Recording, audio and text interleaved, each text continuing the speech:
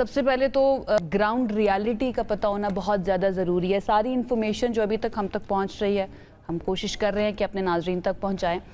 واقعی میں کیا کوئی ڈیڈ لاک اس وقت بھی ہے یا پھر ہم ابھی بھی حوصلہ افزا ہیں معاملات اگر دیکھا جائے تو؟ بسم اللہ الرحمن الرحیم. بہت شکریہ عائشہ. دیکھیں جب یہ اتنی بڑی بیٹھک لگتی ہے نا تو یہ کوئی آسان کام نہیں ہوتا. اب تک کی جو کامیابی جو گزشتہ وزرائے خارجہ کے کانفرنس ہوئی تھی پاکستان میں وہ بذات خود ایک بہت بڑا معرکہ تھا. اللہ نے عزت دی پاکستان کو. اور پھر آپ کے وزیر اعظم کی ٹویٹ پر جنگ بندی ہوتی ہے 2 ہفتوں کے لیے جو گزشتہ تقریباً 1.5 مہینے سے جاری ہے اور اس میں کتنا نقصان ہو چکا ہے. 2 طرف کیا بلکہ چاروں طرف اس کا نقصان اور آگ کے شعلے ہیں وہ بھڑکتے ہی نظر آ رہے ہیں. میزائل ہیں جو برستے ہی جا رہے ہیں. آبنائے ہرمز کھلتی ہے. پھر اس کے علاوہ آپ دیکھیں تو دنیا کے سارے سٹاک ایکسچینجز جو مرے ہوئے پڑے ہوئے تھے اس میں جان ڈلتی ہے. خام تیل کی مارکیٹ میں سستا ہوتا ہے. تو یہ اٹسیلف یہ بہت بڑی کامیابی ہے. اور آج جو مہمان جن کا آپ نے ذکر کیا جو امریکنز ہیں اور پھر ایرانین ہیں اور دیگر مہمان ہمارے آ رہے ہیں تو یہ خود یہ بذات خود یہ ایک بہت بڑی کامیابی اور بہت بڑا معرکہ ہے. اب اس ساری چیزوں کو آگے لے کے چلنا یہ اس سے بھی بڑی ذمہ داری ہے. یہ بتا اس لیے رہا ہوں کہ بیک وقت اس ملک کا وزیر اعظم اس کا فیلڈ مارشل اس کا فورن منسٹر وزیر اعظم کی کیبنٹ ان کی ٹیم ایک وقت پر ایک طرف پیٹرولیم پرائسز سے لڑ رہے ہوتے ہیں دوسری طرف پبلک کو ریلیف کا سوچ رہے ہوتے ہیں آسٹیریٹی ڈرائیو چلائے ہیں اپوزیشن کے ساتھ بھی انگیج ہوتے ہیں اور دیگر معاملات بھی دیکھتے ہیں اور بیک گراؤنڈ میں یہ سارا سلسلہ بھی چل رہا ہوتا ہے. آج لوگ کہتے ہیں کہ اسلام آباد ٹاکس میں تو کہتا ہوں اسلام آباد راکس. یہ اسلام آباد جو ہے یہ آج یہ بہت بڑی اچیومنٹ ہے بے شک. اور الحمدللہ میں آئی ایم ویری اپٹمسٹک. ہمیں اللہ نے آج تک جتنی عزت دی ہے اس پہ ہم اس کا شکر ادا کرتے ہیں اور امید کرتے ہیں کہ سپائلرز موجود ہیں جنگ لگانے والے جنگ شروع کرنے والے بھڑکانے والے موجود ہیں. Being optimistic is good, but we have to be realistic as well. سلیم صاحب I hope آپ اگری کریں گے اور اختیار صاحب بھی اگری کریں گے. سلیم صاحب جن سپوائلرز کا ڈسٹرپٹرز کا ذکر کریں اختیار صاحب ہمیں یا دنیا کو خاص طور پر کتنا زیادہ ان سے محتاط رہنے کی ضرورت ہے اور کیا وہ اس حد تک ڈسٹرپٹ کر سکتے ہیں پیس کے اور ٹاکس کے ان عمل کو کہ ایک مرتبہ پھر سے ہمیں خدا نہ خواستہ وہی کاؤنٹ ڈاؤن کی جو سچویشن بن چکی تھی کہ ٹرمپ کی طرف سے جیسی لینگویج یوز کی جا رہی تھی کاؤنٹ ڈاؤن دیے جا رہے تھے ایک سویلائزیشن کو مٹا دیں گے ہم اس طرح کی باتیں کی جا رہی تھیں کیا دوبارہ سے اس طرف جا سکتے ہیں ہم؟ جی بہت شکریہ آپ کا مجھے اپنے پروگرام میں بلانے کے لیے. دیکھیے یہ جیسے اختیار صاحب نے بتایا کہ یہ ایک بہت ہی بڑی اچیومنٹ ہے. دنیا ایک ورلڈ وار 3 کے دہانے پہ کھڑی ہوئی تھی. اس سے بالکل ایک جیسے نا برنک آف ورلڈ وار 3 تھا. اس سے پہلا سٹیپ تو یہ ہوا ہے کہ الحمدللہ اس سے روک لیا گیا ہے اور اس سے لوگوں کو جو وارنگ فیکشنز تھے وارنگ پارٹیز تھیں ان کو واپس لے کے آ گئے. ابھی یہ ایک فیز 1 ہے. آف کورس یہ جہاں پہ جیسے جو اس کے اندر مین پارٹیز ہیں اس میں USA ہے اسرائیل ہے اور پھر ایران ہے. اس میں جو میجر 2 ہیں وہ USA اور ایران ہے. اور اس میں جو گارنٹیز ہیں جن کے ساتھ کمیونیکیشن ہو رہی ہے وہ بھی ایران اور USA ہے. اس کے اندر ہم نے یہ دیکھا ہے کہ جو اس میں سپوائلر کا رول جو پلے کر سکتا ہے جس کے انٹرسٹ میں نہیں ہے کہ یہ جنگ رک جائے اور اس پورے ریجن میں پیس آ جائے اور پراسپیرٹی آ جائے وہ اسرائیل ہے. اور اسرائیل اور اس کے علاوہ بھی بہت سارے ہیں جو آف کورس USA کے اندر لابی سسٹم ہے اور اسرائیل کی لابی USA کے اندر بہت سٹرونگ ہے. اس سے بھی ہمیں تھوڑا الرٹ رہنے کی ضرورت ہے کہ وہاں سے بھی کچھ کوئی اس کو سپوائلر کا رول پلے کر سکتا ہے. اور اسی طریقے سے اسرائیل تو اٹسیلف ہے ہی ہے. اسی طریقے سے اور بھی بہت سارے کنٹریز ہیں اس ریجن کے بھی اور بیونڈ دس ریجن بھی جو کہ نہیں چاہتے کہ اس ریجن کے اندر اس طریقے سے پیس اور پراسپیرٹی آئے. تو یہ سارے وہ لوگ ہیں جو کہ سپوائلر کا رول پلے کرنے والے ہیں. سارے عمل میں سلیم صاحب پھر ایران کا یہ کہنا کہ بھئی ہمیں گارنٹی دی جائے کہ دوبارہ سے اس طرح سے نہیں ہوگا. اعتماد کے عمل کو تو بہت زیادہ ٹھیس پہنچانے والی بات ہے یا پھر بہت ہی فریجل لگتا ہے یہ سیز فائر کیونکہ پہلے بھی اسرائیل یہ کر چکا ہے. علی لاریجانی صاحب کے اوپر جو اٹیک کیا گیا وہ ایک طرح سے ٹاکس پر اٹیک تھا کہ وہ تو بالکل بھی نہیں چاہتا یہ ٹاکس ہونے چاہیے. ایسا کیا ہو یا ایسی کون سی گارنٹی ایران جو ہے نا وہ ماننے کے لیے تیار ہوگا یا امریکہ کو باؤنڈ کیا جا سکتا ہے کہ بھئی اب آپ اٹیک نہیں کریں گے؟ کیونکہ اگین سپوائلر تو موجود ہے. دیکھیے اس میں جو پاکستان کی کریڈیبلٹی ہے نا وہ ایک اسٹیبلشڈ کریڈیبلٹی ہے.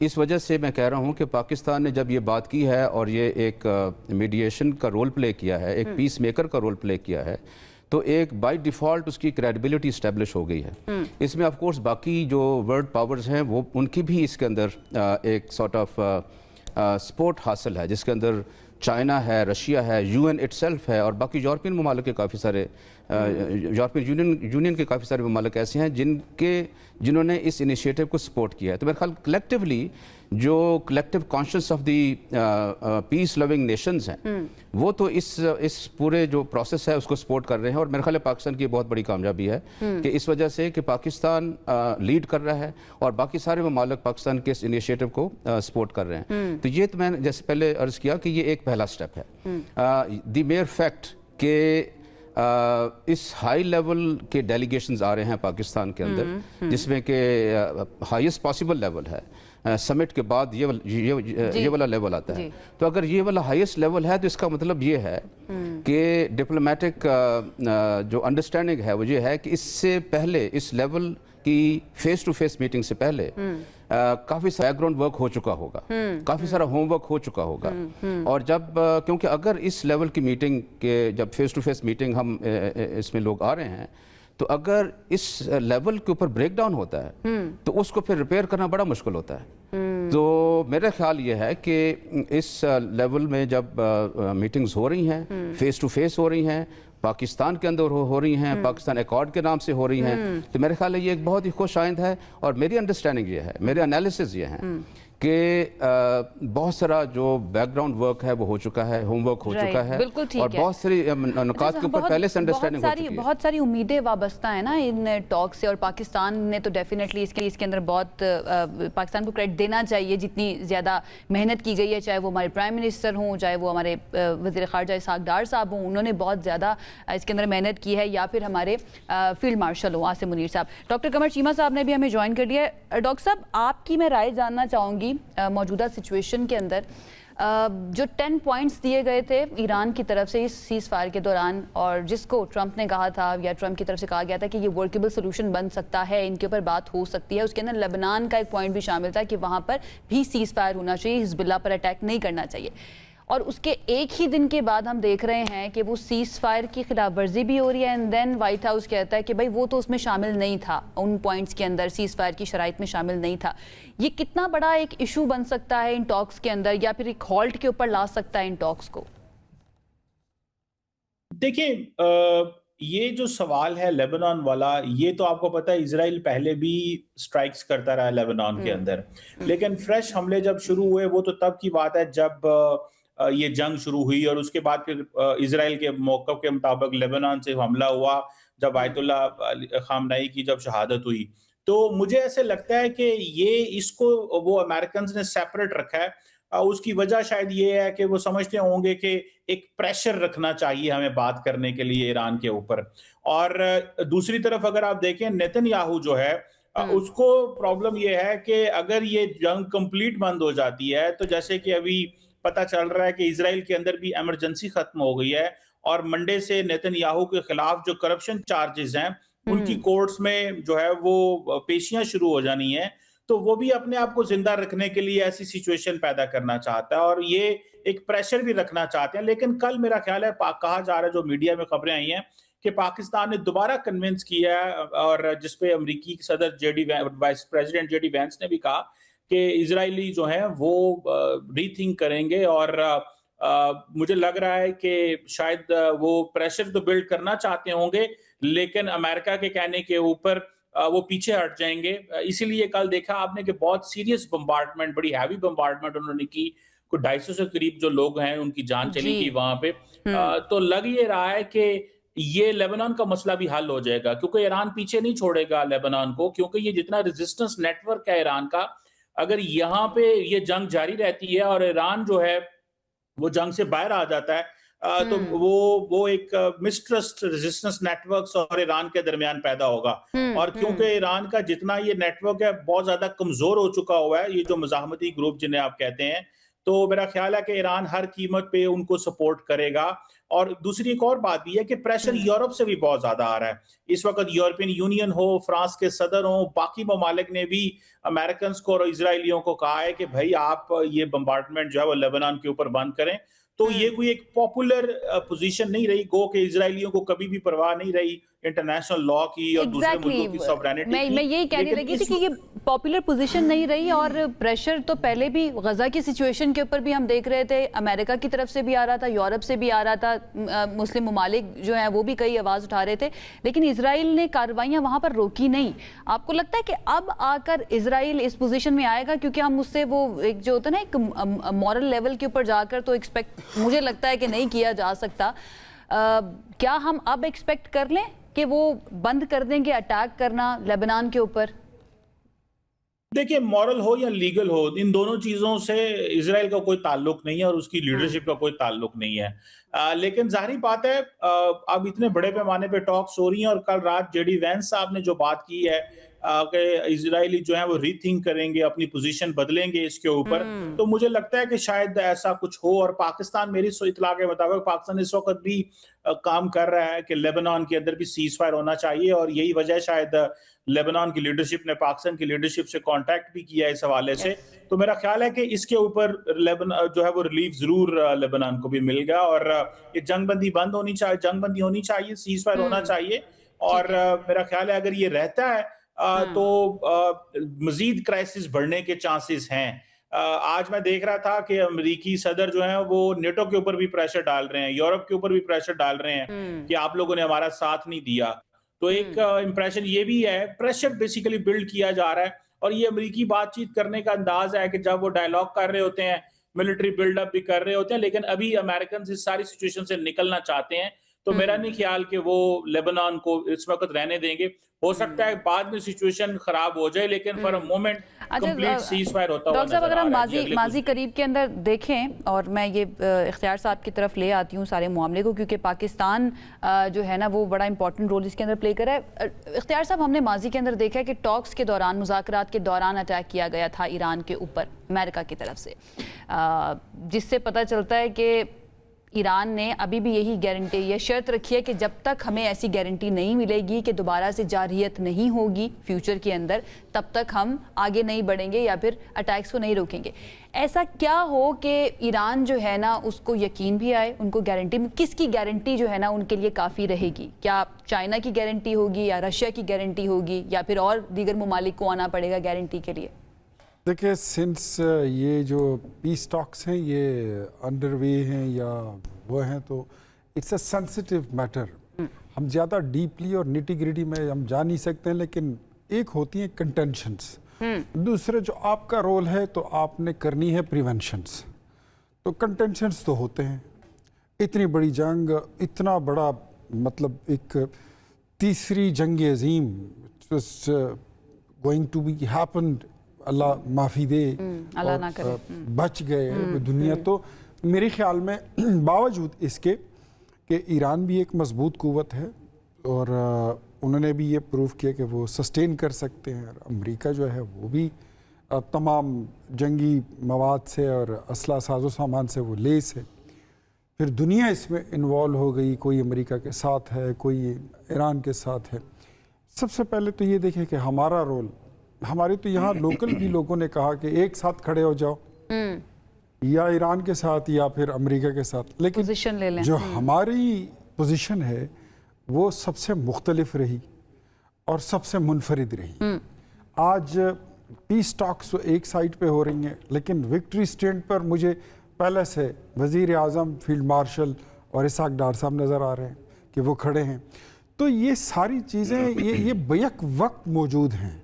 अपॉर्चुनिटीज़ भी होती हैं, थ्रेट्स भी होती हैं, कंटेंशंस भी हैं, प्रिवेंशंस भी हो रही हैं, लेकिन ये हो जाएगा अगर इतनी बड़ी कुव्वतें आप मेज़ तक उनको लाने में कामयाब हो गए हैं। मीन्स कि वो ये समझते हैं कि लड़ाई चाहे जितनी भी खूबसूरत हो, ये अमन से फिर भी बदसूरत ही रहती है, ये अच्छी हो ही नहीं सकती।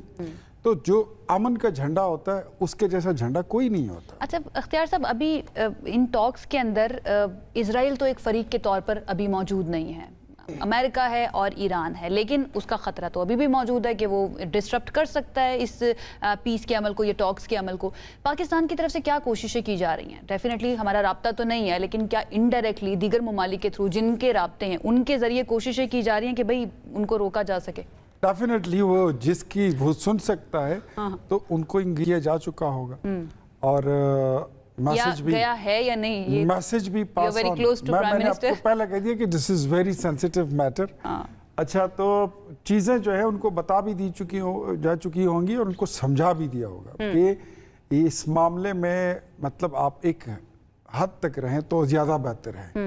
और अगर वो मैं ये भी आपको बता दूं कि अगर कोई ऐसी शरारत करेगा जो अमन के अमल को, पीस टॉक्स को सैबोटाज करेगा, तो उसको भी फिर लेने के देने पड़ सकते हैं। तो मेरे ख्याल में वो शरारत वो बाज नहीं आएगा, लेकिन उसको करनी नहीं चाहिए।